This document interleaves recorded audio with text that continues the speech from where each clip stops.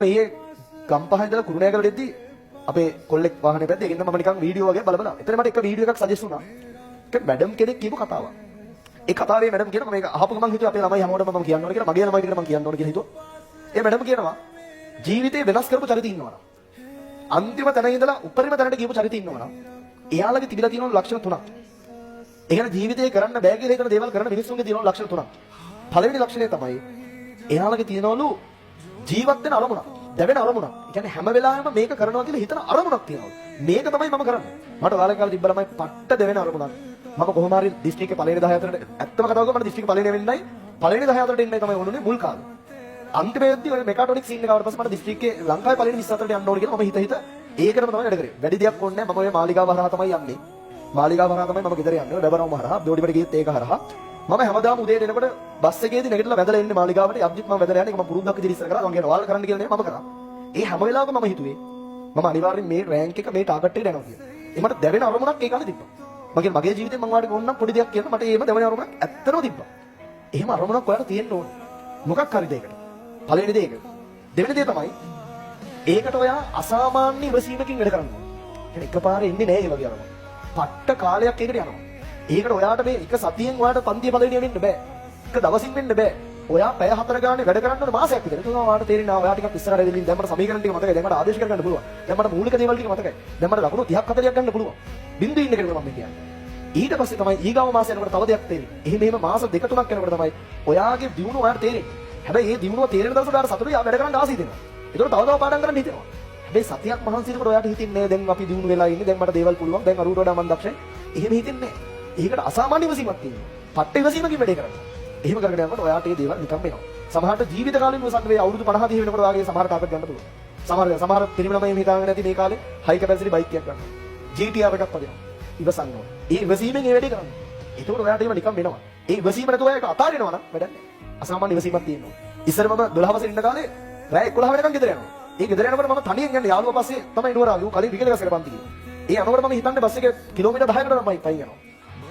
12 වසරේ ඉන්න කාලේ. මම ඒ වෙලාවගේ හැම වෙලාවෙම හිතුවේ මම මේ කරන කැපකිරීම වලට කොහේ හරි තැනක ප්‍රතිඵලයක් තියෙයි. එහෙම හිතන්න ඔයා ඔය මහන්සින වාරයක් පස්සේ ඔයාලට කොහේ හරි තැනක ප්‍රතිඵලයක් තියෙනවා. එන පේපරේ නෙමෙයි. ඊවා පේපරේ නෙමෙයි. ඒ ලෙවල් එකේ නෙමෙයි. සමහරට ශ්‍රී ලංකාවේ වෙන්නත් පුළුවන්. මේලා හොඳටම කරලා තියෙනවා. හැබැයි අදින වැඩ කරන්නේ. තුන්වෙනි එක තමයි පළවෙනි එක ඔයාලට දැවෙන අවුලක් තියෙනවා. දෙවෙනි එක ඔයාට අසාමාන්‍ය ඉවසීමක් තියෙනවා. තුන්වෙනි එක ඔයාලට ඩිසිප්ලින් තියෙනවා. ඩිසිප්ලින් තියෙනවා කියලා කියන්නේ ඔයාට ආවේනික වෙච්ච රූල් ටිකක් ඔයාගාව තියෙනවා. ඒ කියන්නේ ඔයාට ඔයා නීති දා ගන්නවා. මම මේ වෙලාව වෙනකන් කොහොමත්ම ෆෝන් එක පාවිච්චි කරන්නේ නැහැ. මම ඔයාලට කියන දේ මම පාඩම් කරන එක දවසකවත් ෆෝන් එක කොල්කන්නේ නැහැ. මම ඔයාලට ගිය සතියේ කලින් සතියේ ගිහුවා මම ගෙස් පේපර්ස් එක්කලා. මම ෆෝන් එක ඔෆ් කරලා තමයි වැඩේ කරේ. එහෙම තමයි අදටත් අපි ඒව කරනවා. අදටත් අපි අපේ ඩිසිප්ලින් මේන්ටේන් කරනවා. ඔයාට ඔයාගේ ඩිසිප්ලින් මේන්ටේන් කරන්න. ඔයා හිතාගෙන ඉන්නවද රූල්ස් පාවිච්චි කරනවා. මොනවා වුණත් මම ආයෙ පන්තිට වෙලා ගිහිල්ලා ඉන්නේ. මොනවා වුණත් මම පන්ති කට් කරන්නේ. එහෙම හිතනවනේ කරන්න නැති වුණා. උදේ පාන්දර මොනවා වුණත් නැගිටිනවා. ඒ ඩිසිප්ලින් ඔයාට මතක් වෙන්න ඕනේ වෙලාවට. හිත කරනවා. අද පොඩ්ඩක් පරක් වෙලා ඊගාව පස්සේ කියනවා. එහෙම නෑ. තමන්ගේ අරමුණට යන එක.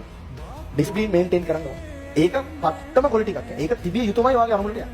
ඒතර ඔයා දන්න වෙලක දෙන්නේ. ඔයා හිතලා බලන්න ජීවිතේ දිනපොය ඒවා නෙවෙයි කරලා තියෙන්නේ. ඔයා දකින්න සමාජයේ ඉන්න චරිත එහෙම දේවල් මේන්ටේන් කරන්නේ නැද්ද කියලා හිතලා බලන්න. ඒක ඔයාටත් ඇප්ලයි කරන්න. ඒතර ඔයා ගමන යන්න. ඉතින් තව හරියට මාස 9ක් විතර තමයි අපිට ඒලෙවල් වල තියෙන්නේ. තව සති 6යි අපි මේ පාර ළමයිට උගන්වන්නේ. විශේෂ නිර්දේශය තව සති 3කින් ඉවරයි. සති 3යි උගන්වන්න තියෙන්නේ. ලබන සතිය නැත්නම් සති 2යි උගන්වන්න තියෙන්නේ. සති 6කින් මෙයාලගේ වැඩ ඉවර වෙනවා. ඊට පස්සේ තියෙන අපිට ඔයාලත් වැඩ කරන්න. ඔයාලගේ ක්වොලිටි සදාගෙන ඔයාලා මේ වගේ දැවෙන අරමුණක වැඩ කරගෙන යන්න. මට ඇත්තටම මම ඒලෙවල් කරලා මට එහෙම තිබ්බ අරමුණක්. කවදාවත් හොඳ සල්ලිකාරයෙක් වෙනවා කියලා අදහසක් තිබ්බා. හැබැයි ඒක ඉගෙන ගන්න බෑ. මොකා වුණත් ඉගෙන ගන්න බෑ. මම වාඩි කිව්වේ මගේ අර දපුර කැම්පස් එකේ ෆොටෝ ගහන එකෙක් ඉන්නවා. අමිලසගේ වෙඩින් එක කරේ ඌ.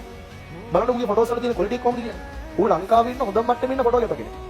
ඌ පළවෙනි ෆොටෝ ටික මට ගහලා දෙන්නේ මම පන්ති පටන් ගන්න පළවෙනි අවස්ථාව ඌගෙන් තමයි පළවෙනි ෆොටෝ ටික කිව්වේ. ඌ මට කියනවා දැන් අමිලසගේ වෙඩින් එක දැකලා මගේ වෙඩින් එකට ෆොටෝ ගැපස් නම් මං හිතන්නේ 15ක් විතර දැන් මෙසේජ් දාලා තියෙනවා මම උසගේ වෙඩින් එකේ එක ෆ්‍රී කරලා දෙන්න. ඇත්තටම කියන්නේ 15කට වඩා මම දැකපු මෙසේජ් තියෙනවා ෆොටෝ ගැපස් වගේ විතරක්. වෙඩින් එක ෆ්‍රී කරලා දෙන්න. ඒ හැම එකකටම මම දන්න උන් කතා කරොත් නම් නැති උන්ට මම මොකද රිප්ලයි කරන්නේ නැහැ. දන්න උන් කතා කරොත් මම කියන්නේ මට මුකුත් නැති කාලේ ෆොටෝස් ගහලා දුන්නේ මොකෝ මම උට තමයි කියන්නේ. ඉතින් මම ඔයාටත් දෙවිල ඕනම් කරන්න. හැබැයි මම උට කියනවා කියලා මම කියනවා. ඌ මුකුත් නැති කාලේ මට මුකුත් නැති කාලේ මගේ ෆොටෝස් ටික ගහලා දුන්නා. අපි තුන්දෙනා ෆොටෝ ගහලා දුන්නා. ඒ කාලේ අපි උගේ ෆොටෝස් ගහන්න යනකොට උඩ තිබුණේ එක බෝඩිමක එක කාමරයක් විතරයි. ඒක උගාව තිබෙන එක පොඩි බෑග් එකක එක කැමරාවයි තිබ්බේ. ඌ එදා පට්ට අපවීමක අපිට වැඩේ කරලා දුන්නා. හැමතැනම ඌ එහෙම තමයි ගියේ. අදටත් ඒ වැඩේ කරනවා. හැබැයි මේ සැරේ අමිලසගේ වෙඩින් එකට ඌ ආවේ 20ක් විතර ස්ටාෆ් එකක් එක්ක. වෙන වාහනයක බෑන්ඩ් එකක කැමරා 20ක් විතර ඌ ගාව තියෙනවා. ඒ ඔක්කොම ඌ වෙනම කොළඹ ගෙදරක් අරගෙන ඌ සාමාන්‍ය ලංකාවේ ඉන්නේ කොහොම පොඩි දවස් ගන්න. මොන ශ්‍රේෂ්ඨේ වුණත් ඔයාගේ තුන තියෙනවා නම් ඔයාට දැනෙන අරමුණක් තියෙනවා. අසාමාන්‍ය ඉවසීමක් තියෙනවා. තුන්වෙනි එක ඔයාට ඩිසිප්ලින් මේන්ටේන් කරන්න පුළුවන් නම් ඔයා අනිවාර්යයෙන් එන්න යනවා. මට ටියුෂන් ශ්‍රේෂ්ඨට ආවට පස්සේ මම කැම්පස් එකේ ඉන්න කාලේ තමයි මට පන්ති කරනවා කියලා පොඩි අදහසක් ආවේ. ඒකට අතන අමලේසන් නිසා තමයි මම පන්ති කරේ දවසට කීයක්ම හොයාගන්නේ. ඒකට අමලේසන් තමයි මගේ ඔළුවට ගාවෙන්නේ නෑ නෑ රට යන්න ඕනේ රට යන්න හිටියේ. නෑ නෑ රට යන්න ඕනේ අපි පන්ති කරමු. එක දවසක මම තීරණය කරා නෑ මම පන්ති කරනවා තමයි. මට ඒක තමයි මම ආපු කාර්යය එක තමයි කියලා මම එක දවසක තීරණය කරා. එදා මං ගා හිටියේ ගෲප් ක්ලාස් වල ළමයි 10ක් විතර. හැබැයි මම එදා හිතනවා මම කවදා හරි දවසක ලංකාවේ මම උගන්වන විෂය පොතම ගුරුවරයෙක් වෙනවා. ඒක ඒ කාලට සාපේක්ෂව අහසයි පොළොවයි වගේ. අහසයි පොළොවයි වගේ. හැබැයි ඔයාලා ගන්නව නැද්ද මම ලංකාවේ වැඩිම ළමයි ඉන්න ගුරුවරයෙක් කියලා අපේ විෂයට. එහෙම තමයි. ඒකට කාලයක් යනවා. එදා මම ඒ ලංකාවේ වැඩිම ළමයි හිටපු ගුරුවරයෙක් කරපු දේවල් කරන්නේ මට කොහොමවත් කරන්න බෑ. එකපාරට ඒව අප්ඩේට් කරන්න බෑ. ටික ඉවසීමෙන් දේවල් කරන්න. මගේ ජීවිතේ ගන්න එපා. ඕන තරම් දේවල් දෙකලා තියෙනවා. මම අරගෙන. ඔයාගේ අරමුණ හදන්න. අනිවාර්යෙන් හදන්න. ඔයා මේන්ටේන් කරන්න.